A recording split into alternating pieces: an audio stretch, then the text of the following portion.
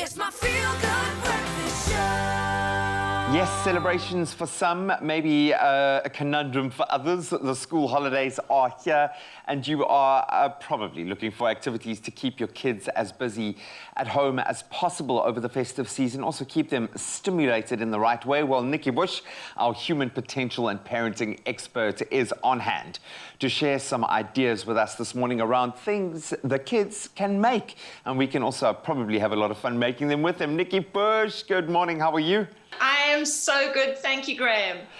Really good to be connecting with you. This is my vibe. We absolutely love doing the arts and crafty type stuff with my little ones, especially my boy who's now 4.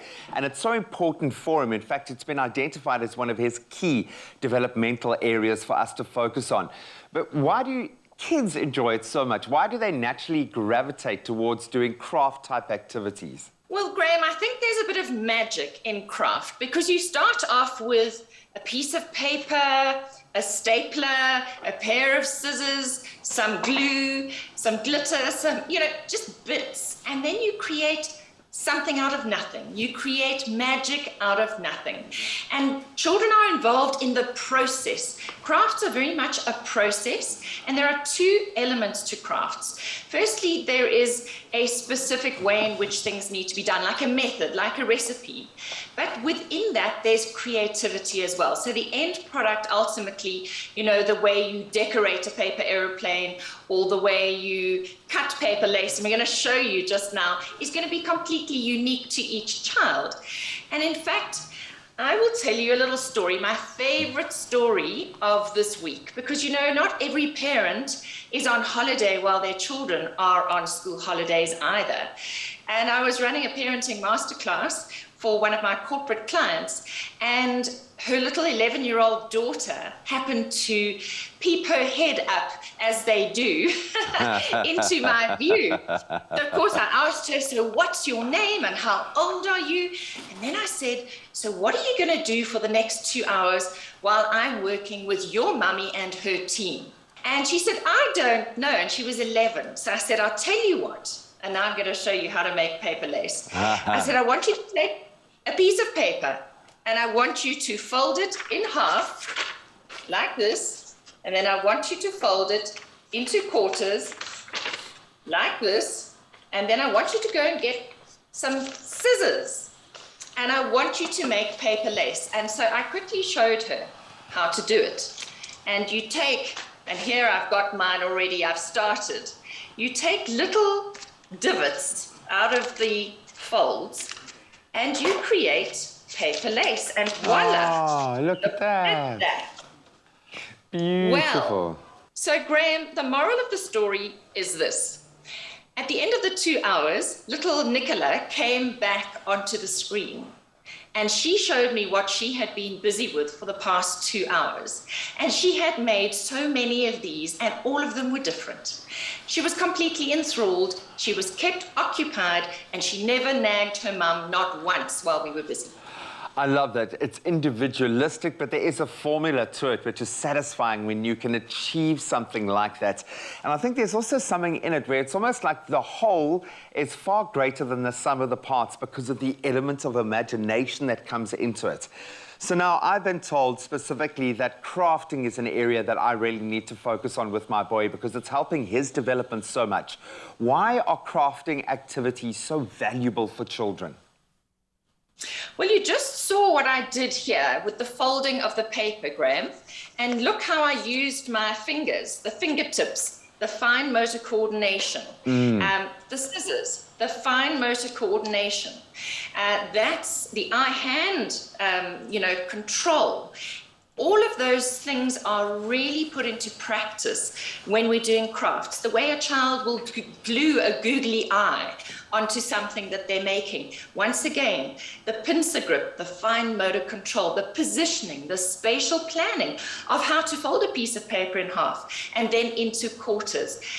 What are they learning there? They're learning maths without us saying this is maths. And so there are all these educational aspects to it, but there are also those aspects of using your own imagination rather than being on a screen where you're prompted to do the next thing. So that resourcefulness, using waste to create something else, to create something even useful, because we're going to talk about some things that you can do that could turn into Christmas gifts even. But most of all, I think that there's this feeling of pride and satisfaction that you will see comes through your child when they create something, where they go, wow, I can, I am, and I will. And that's that kind of determination and self-belief that we really want to instill in our children. No, I get you. And it's enjoyment. And my son gets great enjoyment after he's finished drawing a picture of me. And he's recently introduced the body section, which was cause for much celebration. And he gets great enjoyment ending off each picture of me by going, and here's your big fat tummy, because he loves it. They express themselves through arts and crafts. Nikki, stick around. We're going to continue our conversation with Nikki Bush in a bit. We are talking about getting creative with our little ones over this festive holiday period. It's my feel-good breakfast show. Welcome back to the discussion. We've been chatting about different ways to keep our kids and I suppose ourselves entertained during their much-deserved school holidays. We want to help them relax, but we also want them to be stimulated. And we are chatting to Nikki Bush, our resident human potential and parenting expert. And she's got some more fantastic tips to share. Nix, thanks for sticking around. Activities that can be repurposed for Christmas gifts or decor.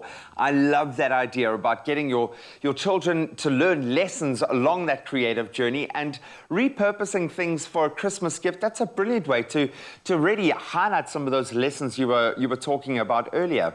Okay, so let's look at the toilet roll. You know, we all have toilet rolls. And these can be repurposed for Christmas crackers, of course. And kids love that. You know, give them sweeties and wrapping paper and ribbon and show them how. Because actually, a lot of the crackers we buy from the shops are really just rubbish. Yeah. You can also go and find those... the cracker piece, you can find those in the craft shops, the ones that go bang. So, I mean, really, that's what makes them so fascinating, isn't it? So I love anything to do with toilet rolls. And the other thing that they can do with a toilet roll is to build a marble run. So wouldn't that be fun? That's something the parents, if I think back to like the hard lockdown days, that's something I think we all dabbled a little in, that kind of obsessive behavior. But something's hit home for me now. There's a deeper lesson here, and feeding off something that you said earlier. When we are making things or repurposing things, you are teaching a much deeper lesson here. How does making things balance out this ridiculous consumer culture we find ourselves in? Yeah, so, you know, it's very easy to go out and buy all the Christmas decorations and buy all the presents and things, but I think we're moving back to a time where homemade Christmas gifts will mean something. So it could be that your child makes you a beautiful bookmark, and I must say the preschools are really good with this. Yeah. Like on Father's Day, you know, how they make dad a special t-shirt or mum a bookmark for Mother's Day or something. And the kids get such a kick out of seeing you use their stuff. And things like Christmas decorations, you could take your waste paper that you keep from your printer, you know, stuff that's only been printed on one side, get your kids to paint that paper a color, then cut it into strips, give them a stapler, and they can make paper loops that they can then hang on doorways as decor, on your fireplace. And Graham, I don't know about you, but I always keep popcorn in my house, you know, homemade popcorn, the way it goes pop, pop, pop, or even if it's just the microwave popcorn. It's like magic for kids. But what can you do with popcorn?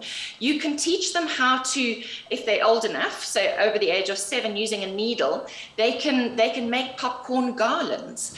Or you can make popcorn ornaments for your Christmas tree with some marshmallows, butter, salt. Just go and Google these things, and you turn them like into little snowmen faces with a bit of ribbon, and then they put those on the tree, and of course they can eat them then on Christmas Day. And who doesn't like, what are those marshmallowy, popcorny things, you know? They're just such fun. I love that. You know, Pete, one of our cameramen here, said he introduced a tradition that they make at least one new decoration for the Christmas tree every year. And I love that building on a family tradition. And these are the kind of traditions that I'm now passing on, that I remember from being a kid, passing on to my own children. which I love. Deeper lessons once again. Maybe just to encapsulate everything that we are talking about here, you can run through some of the other benefits for kids making things. Why should we be getting creative this holiday? Okay, so whether you are encouraging your kids to make Christmas crackers, Christmas decorations, or to keep themselves occupied by folding paper into a paper aeroplane, just look at the number of skills that we're actually stimulating with an activity like this. Folding a paper aeroplane is a classic example of eye-hand coordination, fine motor control as we're folding, spatial planning to get everything right so that it balances. Because if your paper plane is well made, it's going to fly beautifully. And I promise you, this one does fly beautifully. Just go to nikkibush.com and type in paper plane, and you will get the plan for how to actually do this. And I'll just see if I can launch this thing over my computer right now. And it just goes beautifully. And then kids will have competitions to see who can fly their plane the furthest on Christmas Day or during the holidays. What fun. I love that. And you're also learning trial and error. You can keep building on the successes of your previous iterations. I absolutely love it. Nikki, you've got me inspired. I cannot wait to get back with my little man so we can start delving into all of these fun, exciting, and enriching ways to stay active. Nikki Bush, you are awesome. Thank you so much. As always, we've garnered so much from our chat. Thank you. Great pleasure. Have fun with your children this holiday season. Now we're going to have a nationwide competition to see who can build the best paper aeroplane. Just post a video, please. Well, that was Nikki Bush, our resident human potential and parenting expert, offering some wonderful ideas on how to entertain and have fun with the kids this holiday season.